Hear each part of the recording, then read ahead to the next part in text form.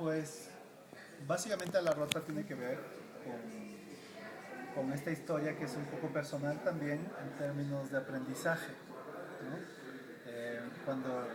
Cuando comencé en México, ya, ya van a ser 12 o 13 años que estoy aquí. Lo primero que me impresionó fue la diversidad de cepas que hay en México, ¿no? Y por otro lado que todas sean productivas. O sea, en México siempre se estaban haciendo muchas variedades y usual en ese momento, en el tiempo, no era tan normal tener tantas variedades produciéndose. Entonces, mi primer eh, tema fue vinificar todas estas variedades y tratar de entender cómo se expresaban, ¿no? Y entre esas, mi gran sorpresa fue el Nebbiolo, que como te decía, tenía este balance y esta potencia increíble que para mí era algo inusual encontrar este equilibrio de variedades que te dan una voluptuosidad y una cosa que yo quedé apantallado, digamos, ¿no? Entonces, eh, entre medio encontré otras cosas lindas, pero digamos que el Nebbiolo siempre fue la esencia. Tanto es así que al final Ícaro es un 50% de este Nebbiolo, ¿no? Que es el Nebbiolo mexicano, que como hablábamos es muy diferente del Nebbiolo piemontés, ¿no? Por un tema histórico de la humanidad y por un Y tema comercial también, ¿no? no, y un tema climático. O sea, realmente si tú pruebas un Nebbiolo mexicano y un Nebbiolo de Piemonte son cosas diferentes, que tienen que ver mucho con el clima también, que tenemos, o sea, ni comparado el sol que tenemos aquí. Pero en la medida que fui haciendo más vinos, entendiendo, y con este modelo genial que hemos propuesto en Synergy, que es mi bodega, que tiene que ver con tanques pequeños, con vinificaciones de 700 kilos, te permite ir entendiendo a detalle cada cepa, ¿no? Y algo con lo que me encontré fue con los arenales de Guadalupe, ¿no?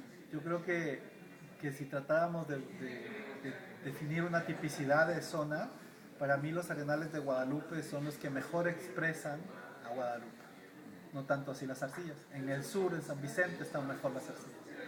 Y los arenales tienen eso, ¿no? Tienen esa parte como de austeridad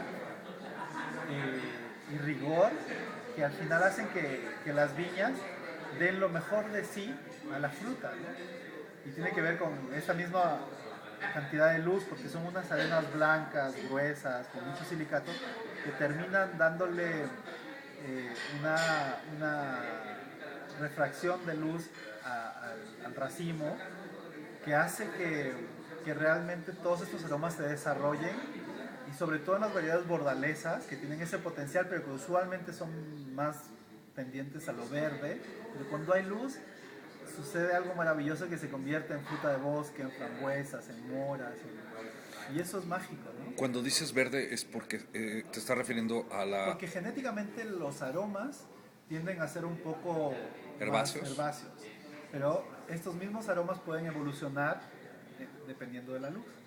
Y eso pasa en los arenales, ¿no? Entonces, esto, cuando me di cuenta de eso, porque son cosas muy sutiles, que tienen que ver solo con aromas primarios, muy ligeros, muy suaves, pero cuando los encontré y realmente, porque al principio estaban, siempre han estado, pero de repente no eres tan consciente de ello, ¿no? Estás un poco apantallado por este Nebbiolo.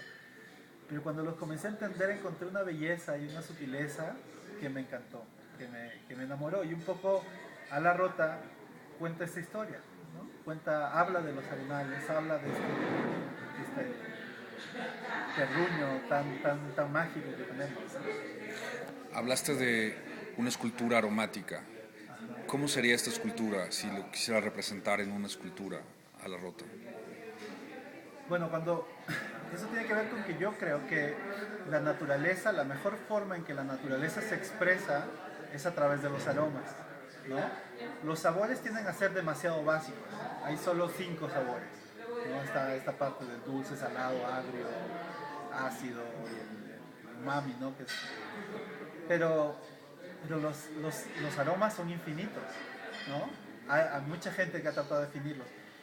Y eso es la naturaleza, la riqueza que tiene, ¿no? Entonces, cuando comencé a cuestionarme cómo debería ser mi enfoque técnico enológico, llegué a un punto de quiebra en el que tenía que decidir: o me guío por sabores en términos de degustación de uva y búsquedas en el vino, o trato de transmitir estos aromas. Al final me fui por la parte aromática porque creo que es ahí donde realmente un vino te cuenta una historia.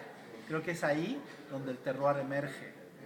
Y obviamente eso requiere una técnica y todo un trabajo, pero creo que es lo lindo. O sea, al final cada vino, el arte en un vino está en esa composición aromática, que al final es una, para mí no es una pintura, no es bidimensional, es tridimensional porque te da texturas, porque te da profundidad, te da altura.